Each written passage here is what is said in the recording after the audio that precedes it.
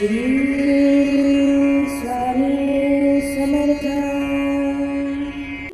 सावत्राईच्या जाचाला कंटाळून एक दिवशी त्यांनी वडिलांकडे फिर्याद केली, मी आता काय करू, मला सहन होत नाहीये।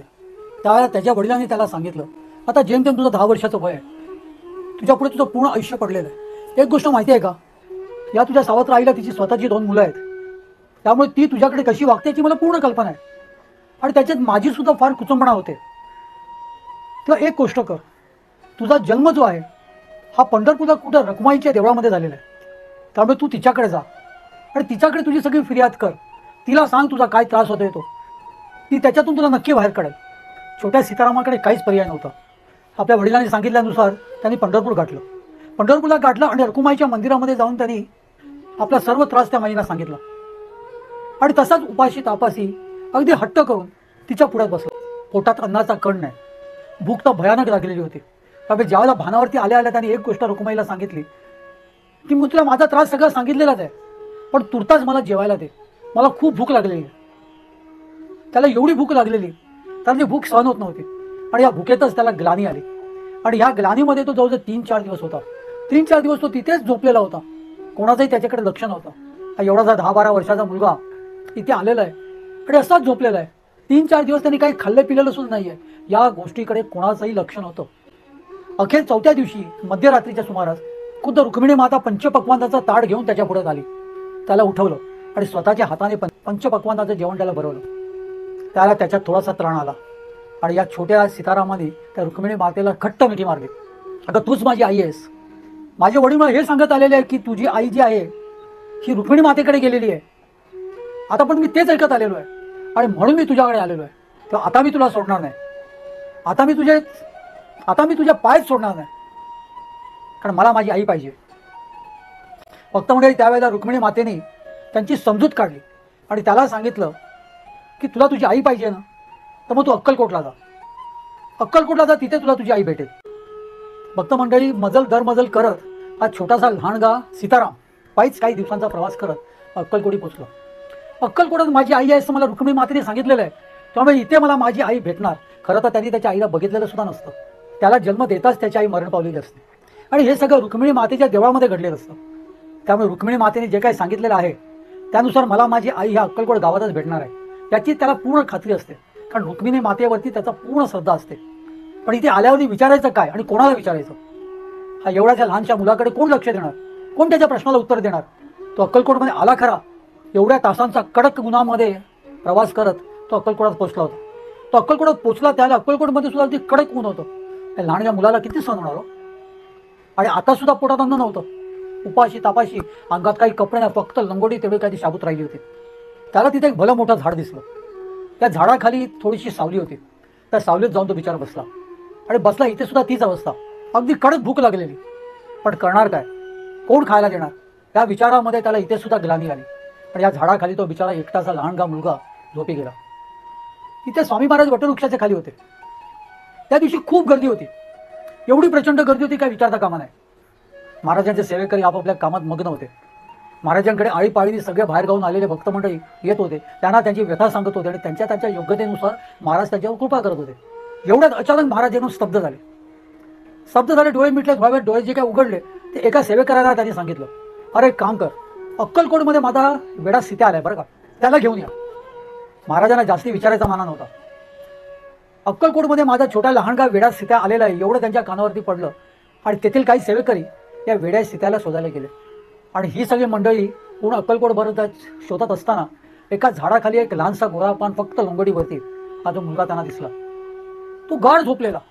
कसं बसं त्याला उठवलं आणि विचारलं, बाळा तुझं नाव काय।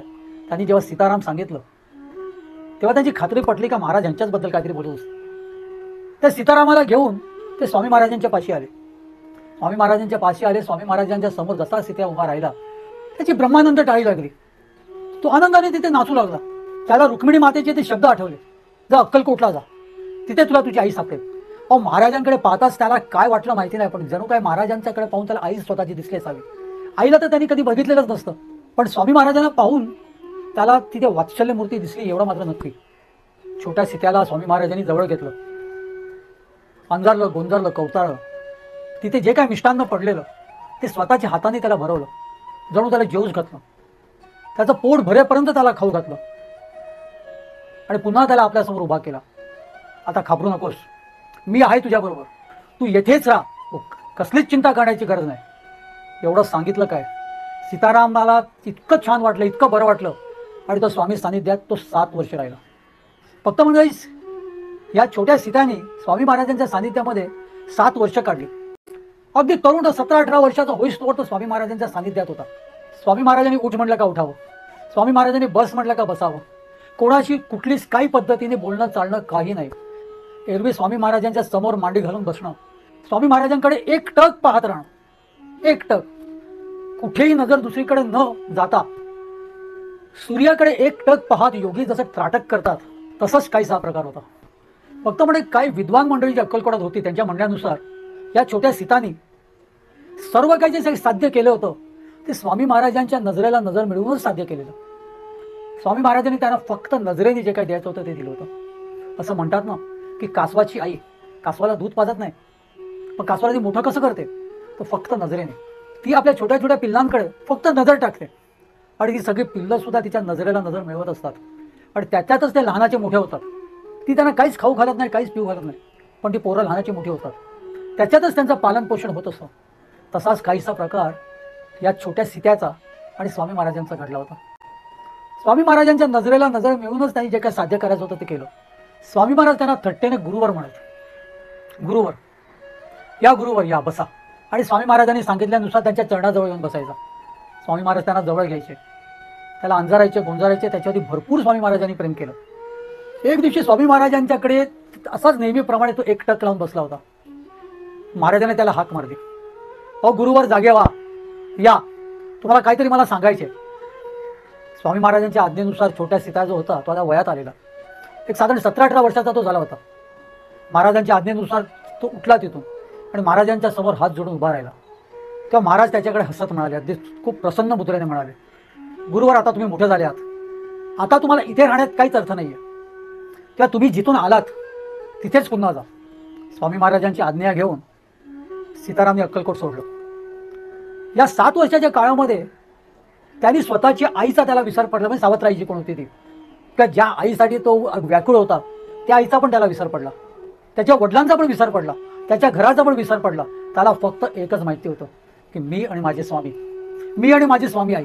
त्याच्या व्यतिरिक्त त्यांनी कधीच कोणाचा विचार केला नाही, कारण मनातून ते सगळे गेले होते, त्याच्या ध्यानातून सुद्धा ते सगळे गेले होते. त्या सर्वांचा या सीतारामाला पूर्ण विसर पडलेला, पूर्ण विसर. पण त्याला विचारायचा सुद्धा माना नव्हता, कारण तो विधेय अवस्थेत असायचा, आपल्याच दुनियेत फक्त स्वामी आणि मी. त्यामुळे स्वामी महाराजांच्या आज्ञेनुसार त्यांनी अक्कलकोट सोडलं. तो येऊन पुन्हा मंगळवेढ्याला राहू लागला. स्वतःच्या घराचा, स्वतःच्या आईवडिलांचा त्याला पूर्णतः विसर पडल्यामुळे तो तिथे पुन्हा गेला नाही. पण त्याला त्याला कल्पना होती का, एवढं त्याला माहिती होतं की मी मंगळवेढ्यावरून आलेलो आहे, त्यामुळे तो पुन्हा मंगळवेढ्याला गेला. पण त्यांची राहणीमाणी अशी असायची की पूर्णतः दिगंबर आणि ती वेड्यासारखी सगळी भ्रमंती. कुठेही बसावं, काही हाताला लागेल ते खावं, किंवा खाऊच नाही, उपाशी पोटी कितीतरी असे दिवस काढावे. त्यामुळे तिथली लोक त्यांना वेडा म्हणतात. हा वेडा आहे कोणीतरी, अंगावरती कपडे नाही, काय नाही, अंग सगळं मळलेलं आहे, कुठेही लोळतो, कुठेही फिरतो.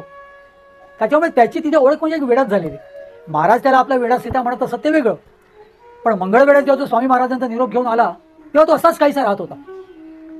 पुढे नंतर मग कधी अशी लहर आलीच तर एखाद्याच्या दारासमोर उभा राहून, माई भाकर तुकडा टाक ना, असा सांगायचा.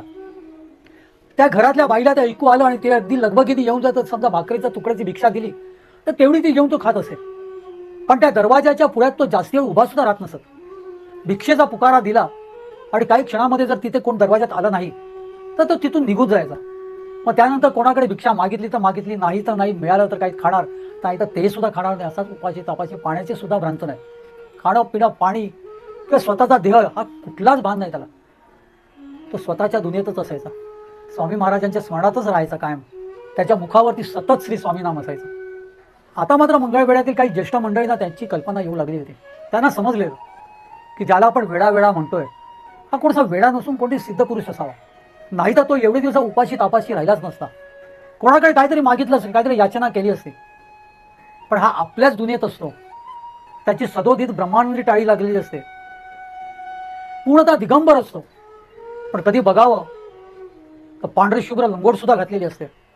मग त्याला ती लंगोटी देतं कोण, त्याला ती लंगोटी नेसवतं कोण, या सगळ्या विचाराने काही जी तिथली जी ज्येष्ठ मंडळी होती ते समजून चुकलेले की हा जो सीत्या सीत्या स्वतःचं नाव सांगतो मी सीत्या आहे, वेड्यासारखा वागतो, लोक त्याला सगळे वेड्या सीता म्हणून म्हणतायत, सर्व लोक त्याला वेडा समजतायत, हा खरंच वेडा आहे का? नाही, हा वेडा नसावा, हा कोणतरी सिद्ध पुरुष असावा, असं तिथल्या काही लोकांना वाटत असं. एका वैष्णव ब्राह्मणाची गोष्ट आहे बघा. हा ब्राह्मण वैष्णव, पूर्वीच्या काळामध्ये हिंदू लोकांमध्ये वैष्णव आणि स्मार्त अशी दोन पंथ असायचे. विष्णूचा पंथ तो वैष्णव, हा पंथ शाळीग्राम पूजायचा, आणि शैव म्हणजे शिवाचं पंथ, ते शिवलिंग पूजायचे. पण यांच्या कपाळावरचं गंध सुद्धा उभं आणि आडवं असायचं. विष्णू देवाचे जे कोण अनुयायी होते, जे स्वतःला वैष्णव म्हणायचे, त्यांचं गंध हे असं उभं असायचं, उभं. आणि शिव जे असायचे शैव, त्यांचं गंध आडवं असायचं, म्हणजे त्यांचा म्हणजे त्याला आपण नाम म्हणतो कधी कधी. वैष्णव शंकराची पूजा करत नसत, आणि स्मार्त म्हणजे शंकराचे आडव्या गंधवाले ते विष्णूची पूजा करत नसत. वैष्णव कुठल्याच शिवालयात जाणार नाही, आणि स्मार्त कुठल्याच विष्णूच्या मंदिरात जाणार नाही, असा काहीचा प्रकार होता आणि असा काहीसा तो काळ होता. त्यात एक वैष्णव ब्राह्मण पोटदुखीने अगदी खूप कंटाळलेला. आपली इतके वयोवृद्ध आई आपली सेवा करते, पण नाईलाज होता, त्याला काहीच कळायचं नाही. इतका तो जीवाला कंटाळला की त्याला शेवटी जीव द्यावासा वाटत होता. आणि अखेरीस कोणीतरी सांगितलं की तू एक काम कर, तू गाणगापूरला जा आणि दत्तप्रभूंची सेवा कर, तिथे गेल्याने तुला गुण येईल, तू बरा होशील. तो ब्राह्मण आणि त्याची म्हातारी आई चालत चालत कसेबसे गाणगापूरला पोहोचले. पैसा नव्हता जवळ, दरिद्री होते. कसेबसे गाणगापूरला चालत चालतच पोहोचले, कितीतरी दिवसांचा प्रवास करून. तिथे यथेच्छ दत्तप्रभूंचं दर्शन घेतलं, दत्तप्रभूंकडे सगळं आपलं गारणं घातलं. मी ते का आलेलो आहे, मी इथे खूप कंटाळलेलो आहे, माझी पोटदुखी खूप, वैद्यांना दाखवलं, खूप काही औषधोपचार केले, पण मी बरा होत नाहीये. आणि अनुष्ठान करत तो तिथे गाणगापुरातच थांबला. ज्या दिवशी त्याचं अनुष्ठान पूर्ण झालं त्यावेळेला दत्तप्रभूंनी त्याला दृष्टांत दिला, आणि दृष्टांत देऊन असं सांगितलं, अरे तू मंगळवेढ्याला जा, तिथे सीताराम महाराज आहेत, त्या सीताराम महाराजांचं दर्शन घे, तुला गुण येईल. हा वैष्णव ब्राह्मण आणि त्याची आई मंगळवेढ्याला आले. मंगळवेढ्याला त्यातरी खूप चौकशी केली. कोणीतरी सांगितलं, बघा बाबा, आम्हाला माहिती नाही तुम्ही त्यांच्याचबद्दल विचारता की नाही ते, पण एक इथे वेडाच फिरतो, तो पण कधी कधी लहर आली का स्वतःचं नाव सीत्या सांगतो, वेडा आहे पार. तोच एक सीताराम महाराज तुम्ही काय म्हणत असाल तो असला तर असला, बाकी आमच्या दृष्टीने तो वेडा आहे. ते वैष्णव ब्राह्मण जेव्हा त्यांच्याकडे गेले, सीताराम महाराजांच्या समोर जाऊन उभे राहिले, तेव्हा त्याला खात्री पटली की दत्तप्रभूंनी सांगितलेले सीताराम महाराज हेच आहेत. कारण सीताराम महाराजांकडे पाहताच सीताराम महाराज पुटपुटले, गाणगापूर जाको इधर आया, आणि हसू लागले. हे शब्द जेव्हा त्या वैष्णव ब्राह्मणांच्या कानावर पडले तेव्हा त्यांची खात्री पटली की आपण बरोबर आलेलो आहोत. दत्तप्रभूंनी सांगितलेले सीताराम महाराज हेच आहेत. ते तिथे पुढे जाऊन सीताराम महाराजांना काय सांगणार, तो सीताराम महाराज तिथून उठले आणि चालते झाले. त्या वैष्णव ब्राह्मण आणि त्याची वयस्करी म्हातारी आई बिचारी त्यांच्या पाठीपाठी जाऊ लागली. पाता पाता ते एका देवळात गेले आणि आतमध्ये जाऊन गाभाऱ्यात बसले. आता मात्र त्या ब्राह्मणाची आणि त्यांची आईची पंचायत झाली, कारण ते शिवालय होतं, हे तर वैष्णव ठरले. मग ते शिवालयात प्रवेश करणार कसे? ते शंकराचं मंदिर, विष्णूचं मंदिर असतं तर आनंदाने आतमध्ये गेले असते, पण ते शिवालयात हे वैष्णव कसे जाणार? ते बाहेरच कितीतरी वेळ थांबले, खूप वेळ बाहेर थांबले. सीताराम महाराज काय तिथून येईना बाहेर. शेवटी महाराज म्हणून बाहेर येऊन जेव्हा हाक दिली त्यावेळेला त्या गाभाऱ्यातूनच महाराजांनी त्यांच्या हाकेला उत्तर दिलं, अरे तुला गरज असेल तर तू आत ये ना, नसती पंचायत कशाला करतोस? तू आत ये, तुला गरज असेल तर तू आत ये, आणि तुला गरज नसेल तर तुझ्या आईला त्रास देऊ नकोस, आणि दत्त आज्ञा सुद्धा पाळू नकोस. त्यांनी सांगितलं तू बरा व्हावा म्हणून, पण तुला तेवढी गरजच नसेल तर त्या दत्तप्रभूची आज्ञा सुद्धा पाळण्याची काय गरज आहे? महाराजांचे हे शब्द जेव्हा त्या वैष्णव ब्राह्मणांच्या कानावरती पडले आणि त्यांच्या आईने जेव्हा ऐकलं तेव्हा त्यांची आणखीनच खात्री झाली की दत्तप्रभूंनी सांगितलेले सीताराम महाराज हेच आहेत. त्यांना तर गरज होतीच, कारण प्रत्यक्ष दत्तप्रभूंनी सांगितलेलं की तुझ्या पोटदुखीचा आजार तो सीत्या बरा करेल, ते सीताराम महाराजच बरे करतील. त्यामुळे त्यांनी नंतर मग कसलाच विचार न करता ते शिवालयामध्ये आतमध्ये गेले. त्या शिवालयाच्या गर्भगृहात गेले आणि महाराजांना आपली सगळी त्यांनी व्यथा सांगितली.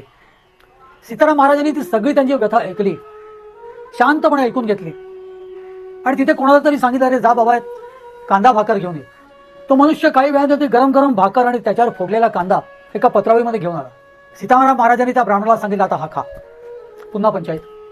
कांदा तर ते खात नव्हते, मग कांदा भाकर खावा कसा? त्यावेळेला त्यांची आईने त्यांना सांगितलं, अरे प्रत्यक्ष दत्तप्रभूने आपल्याला यांच्याकडे पाठवलेलं आहे आणि हे सांगतायत खा, तर मग खा, काही विचार करू नकोस. आयुष्यात पहिल्या वेळेला त्यांनी कांद्याची चव घेतली हो. कांदा व्यर्थ, कांदा खाऊ नये ही शिकवण लहानपणापासून मिळालेले. त्यांना अचानक कांदा खावा लागला, पण सीताराम महाराजांची आज्ञा म्हटल्यावरती त्यांनी ते कांदा भाकर खाल्ली. कांदा भाकर खाल्ली आहे तसंच सीताराम महाराज त्यांना म्हणाले, अरे वैष्णव काय आणि शैव काय, हा जरी पंथ वेगवेगळा असला, देव सगळे एकच आहेत रे.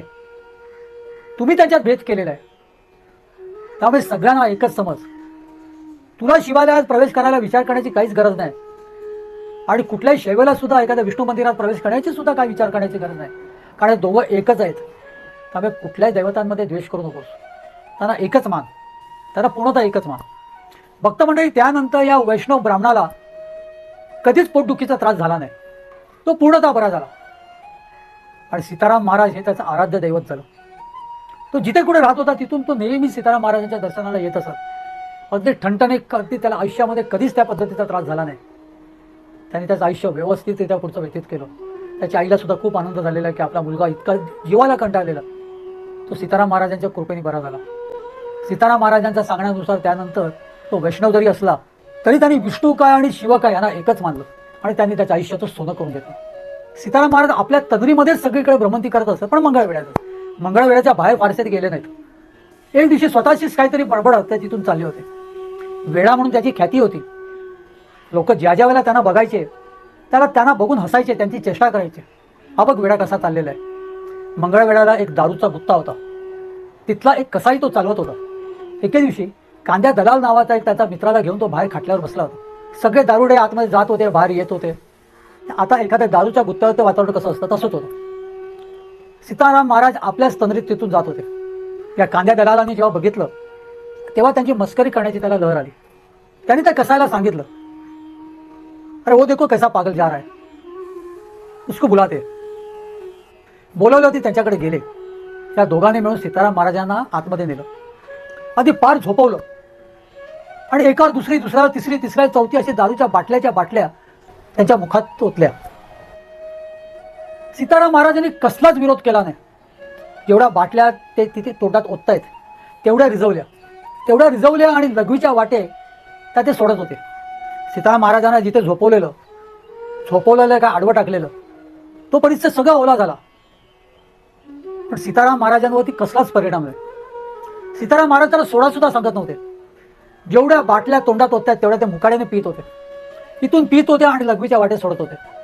शेवटी ही दोघं थकली आणि कसाईने त्याच्या मित्राला कांद्या दलालाला विचारलं, अरे ये क्या इंसान है क्या, कौन है, इतना दारू पीने के बावजूद मी वैसे के वैसा आहे. आणि शेवटी नाईलाज असतो त्यांना सोडून दिलं जणू काही घडलंच नाही. अशा पद्धतीने सीताराम महाराज तिथून उठले आणि पुन्हा आपल्याच तंद्रीत काहीतरी बडबडत तिथून निघून गेले. त्यावेळेला पटवर्धनांचं सरकार जे आहे त्यांच्या अखत्यारीत मंगळवेढा हे गाव येत होतं आणि हे पटवर्धन सरकार सीताराम महाराजांना भलतंच भजत होतं. त्यांना कळून चुकलेलं की सीताराम महाराज हे साक्षात देव आहेत. त्यांच्या कानावर जेव्हा ही बाब आली तेव्हा त्यांनी ह्या दोघांवरती अगदी सक्त कारवाई केली. त्यांचा दारूचा गुत्ता बंद केला, त्यांना देशोधडीला लावलं. अगदी भीक मागायची परिस्थिती या दोघांवर आलेली. आणि हे पाहता फारशी लोक तिथली नंतर मग सीताराम महाराजांची चेष्टा मस्करी करत नसत, तेव्हा ते घाबरूनच असायचे. आपण काहीतरी बोललो आणि उद्या जर पटवर्धन सरकारांना समजलं तर आपली पण तीच अवस्था होणार जी पटवर्धन सरकारांनी त्या कसायची केली, त्या कांद्या दलालाची केली. त्यामुळे ते सीताराम महाराजांना वेळात म्हणायचे पण त्यांच्या वाटेला जात नसत. त्या काळामध्ये चौंडे महाराज म्हणून एक कीर्तनकार बुवा होते, खूप विद्वान. ते जिथे जिथे कीर्तनाला उभे राहत तिथे प्रचंड गर्दी होत असे. लोक त्यांच्या कीर्तनात अगदी मग्न होत असत. ते गोंदवलेकर महाराजांचे भक्त, मूळचे साताऱ्याचे असल्यामुळे त्यांचं गोंदवलेकर महाराजांकडे नेहमी जाणं असायचं. पण तसंच त्यांचं पंढरपूरला सुद्धा नेहमी जाणं असायचं आणि पंढरपूरला त्यांचे नेहमी कीर्तनाचे कार्यक्रम आखले जायचे. एक दिवशी ते गोंदवलेकर महाराजांकडे गेलेले असताना गोंदवलेकर महाराजांनी त्यांना सांगितलं, अरे तुम्ही पंढरपूरला नेहमी जाता, तर तिथे मंगळवेढा या गावामध्ये माझे गुरु समान, ज्यांना मी गुरुसारखे मानतो, ते सीताराम महाराज आहेत. त्यांच्याकडे जाऊन त्याचं दर्शन घ्या कधी, खूप छान वाटेल तुम्हाला. अगदी काही दिवसातच त्यांचा पंढरपूरचा कार्यक्रम होता. त्या दिवशी ते पंढरपूरला गेले आणि तिथल्या लोकांना सांगितलं की आज कीर्तन नको, आजच्या ऐवजी आपण उद्यापासून सुरू करूया, आज मला मंगळवेढ्याला जायचे. त्यांचं सगळं ओझं जे होतं ते त्यांनी तिथे पंढरपुरातच एकाच्या घरी ठेवलं आणि ते तडक तिथून मंगळवेढ्याला गेले. मंगळवेढ्याला गेले आणि तिथे त्यांनी सीताराम महाराज म्हणून चौकशी केली. एक कोणतरी त्यांना भेटला, तो म्हणे तुम्ही सीताराम महाराज जो म्हणता तो महाराज बरोबर काही नाहीये. माझ्या माहितीनुसार एक वेडा आहे ते गावामध्ये, दिगंबर अवस्थेमध्ये कुठे फिरत असतो, अंगावरती कपडा घालत नाही, काय नाही. मी तुम्हाला त्यांच्याकडे घेऊन जातो. तेच असतील तर बघा. चौंडे महाराज त्याच्याबरोबर जातात त्या पोराबरोबर. तो पोरगा त्यांना लांबूनच दाखवतो. तो बघा, तो नागडा माणूस तिथे जो आहे ना, त्याला आम्ही वेड्या सीत्या म्हणतो. तुम्ही म्हणता बहुतेक तो तोच असावा. चौंडे महाराज तिथे जरा जवळ जाऊन पाहतात आणि काहीसे पस्तावतात. त्यांच्या मनात असं येतं, आपण पंढरपूरवरून एवढी यात्रा करून मंगळवेढ्याला आलो खरे, पण हा तर वेडाच दिसतोय.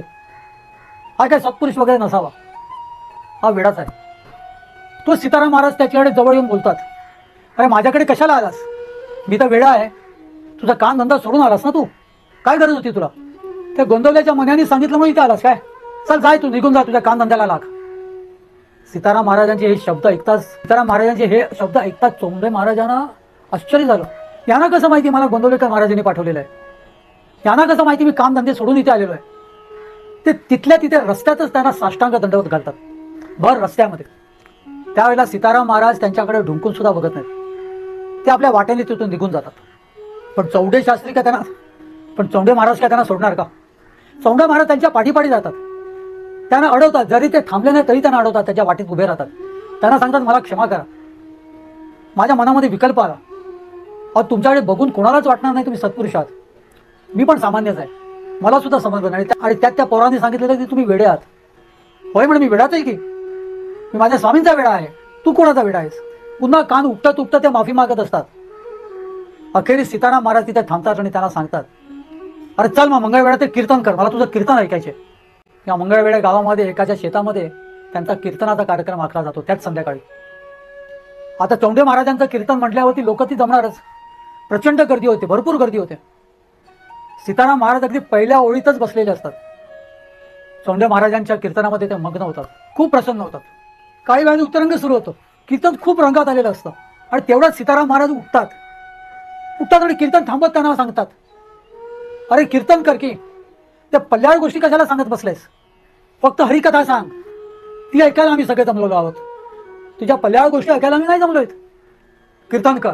सीताराम महाराजांची आज्ञा होताच चौंडे महाराज पुन्हा कान पकडतात, त्यांची माफी मागतात आणि मूळ विषयाला येऊन हरिकथा सांगतात. फक्त म्हणजे चौंडे महाराजांचं कीर्तन म्हटलं का प्रचंड गर्दी होत असत. तिथे सुद्धा तसंच काहीसं घडलं. त्यानंतर चौंडे महाराजांचं कीर्तनाला आधीच्याही पेक्षा जास्ती गर्दी होऊ लागली. आधीच्या पेक्षाही जास्ती त्यांची प्रसिद्धी वाढली. ते एक प्रख्यात विद्वान कीर्तनकार म्हणून त्यांचं नाव झालं. जेव्हा महाराजांनी त्यांना टोकलं त्यावेळेस सीताराम महाराजांच्या बद्दल सुद्धा त्याच कीर्तनामध्ये त्यांनी सांगितलं की हे सर्वसाधारण नाहीत बरं का, हे साक्षात अवली आहेत. आणि चौंडे महाराजांच्याकडून जेव्हा सीताराम महाराजांची जेव्हा स्तुती झाली, ते प्रत्यक्ष ते संत आहेत, ते ब्रह्मज्ञानी आहेत, अंतर्ज्ञानी आहेत, साक्षात देव आहेत, परमात्म्याचा अंश आहेत. हे सर्व काही जेव्हा चौंडे शास्त्रींनी आपल्या कीर्तनातूनच सांगितलं, ते अखंड मंगळवेढा त्या महाराजांचा भक्त झाला. त्याच्यानंतर वेळा म्हणणारी लोक सुद्धा घरी जाऊन आपल्या तोंडात मारून घेतलं. त्यांनी कान उपडले, उठाबशा काढल्या आणि त्यांच्या आराध्य देवतांची त्यांनी माफी मागितली की आतापर्यंत आमच्याकडून जे काही चूक झाली, आतापर्यंत आमच्याकडून जे काही पाप घडलेलं आहे, सीताराम महाराजांना आम्ही वेडा म्हणत आलेलो आहे, त्यांचा द्वेष करत आलेलो आहे, त्यांना नाही ते बोललेलो आहोत आपण. त्याबद्दल ते त्यांच्या आराध्य देवताकडे त्यांनी घरी येऊन क्षमा मागितली. आणि त्यानंतर सीताराम महाराजांना कोणीही कुठल्याच पद्धतीचा त्रास दिला नाही. काही अपवाद असतील ते आपण इथे मोजूया नको, पण एरवी जसा काय सीताराम महाराजांना त्रास होत असायचा, जी लोक त्यांची निंदा करायची, जी लोक त्यांना त्रास द्यायची, त्याच्यातली बहुतांश लोक, जास्तीत जास्ती लोक चौंडे शास्त्रींचं कीर्तन ऐकल्यावरती त्यांचे भक्त झाले. सीताराम महाराजांचे निस्सीम भक्त झाले.